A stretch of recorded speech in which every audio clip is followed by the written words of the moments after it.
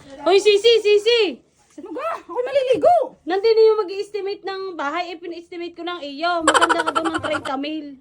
Anong tanga kang kapakailamerahan mo't na ipa-estimate mo agad? Ari, alam mo wala pa naman ang kapirapir. Kapakailamerahan.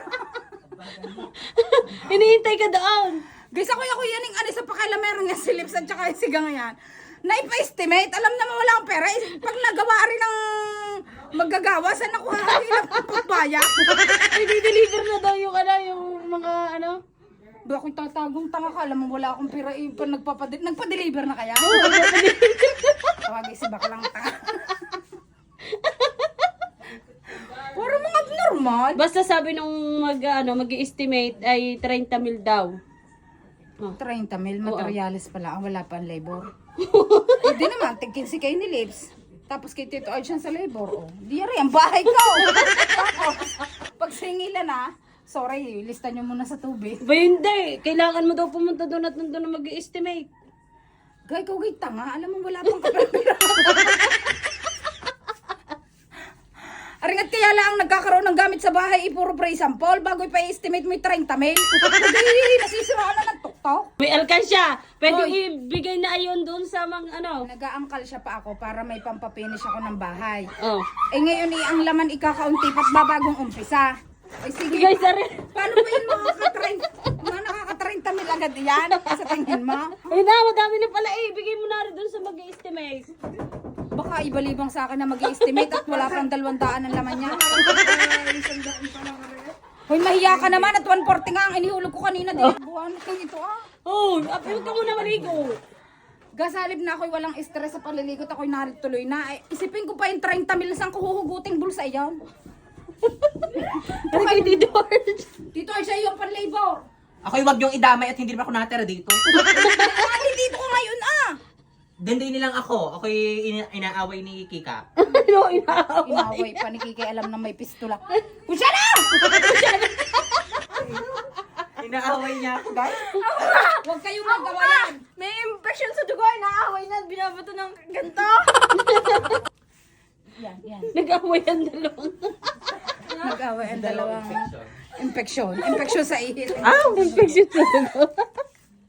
Yan guys, may may Sige, ko na kung saan mo kukunin yung sino ka nagpa-estimate. Siga at saka si Lips. O, di silang dalawang magbayad. Sila nga magbabayad sa materyales. Eh, kadamay ka. Gawa na wala kang pambayad din sa labor. Ako hindi kasama sa pagpapa-estimate niya. Lumayas-layas ka na. Ako naliligo. Pupunta ko yung nag-i-estimate. Sabihin ko okay na. Walang yan. Ako hindi madali ng paliligo sa pagpapa-estimate mo. Taka ka. Sabihin mo, ari muna ang down payment. Ang nahandak Ari ang na. pang-down. Guys, ito na yung down payment. Hindi ko pa Sa ano ko nga ito bubutasin para maipapi. Ba hindi, mabubutas ngayon at gawa ng na-estimate na. Mabubutas lang ngayon. Tingnan mo ang laman pa. Tingnan mo. Pakikita ko sa iyo. Dali. Ano pa ang laman? Ayan, ang laman. Yan guys. Ay, may ibabato sa akin na mag-i-estimate. Maibabalibang ari sa akin na mag-i-estimate na tanga ka. Ika naman noon isang ari na rating ni dalawang hollow block eh hindi mabibili na rin. Dalawa lang ng hollow block. Makakabili ng 2 hollow block. Ay, ang sementa. Ano, tig isang kilo ni isang kilo ng semento. Hindi rin makakabili pa. Hindi, papagawa ng kwarto sana. Ayun po lang balak guys. Pero sasabihin ko din sa nag-estimate na may papagawa pang kwarto. Dadagdagan pa, magiging 50 mil na yan. Ulaga eh. Ulaga. Hindi na nakaligo.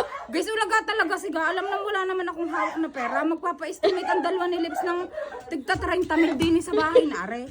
Kung ako lang ay may hawak na pera ga. Ay, Diyos ko po, nauna pa ako sa inyo ipabunggal ang bahay ko.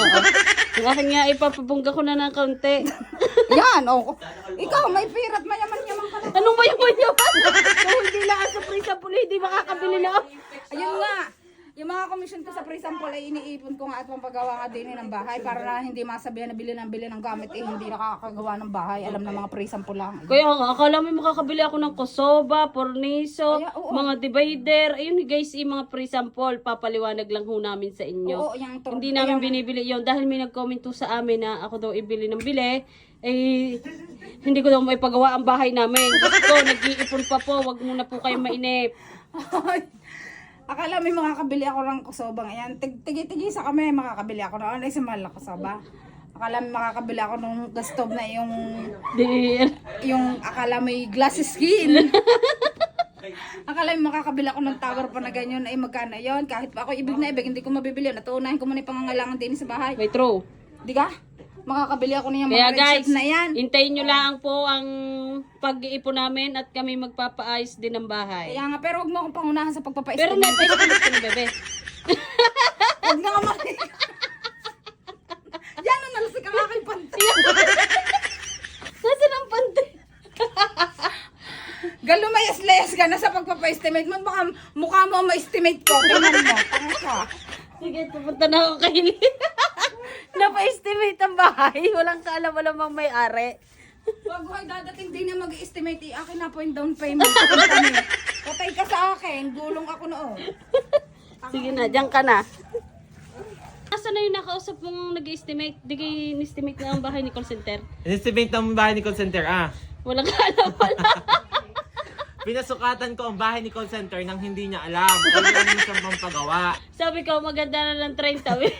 Sabi ko, call center, pasusukatan ko na yung bahay mo ha. Nasukatan na, wala ka na magagawa. Lalo siyang ipagpapagawa. Sabi ko, bahala ka. Nabigyan na akong ilang buhangin, ilang elf ng buhangin at ilang sako ng simento. Anong pang gagawin mo? Pamimili na bukas.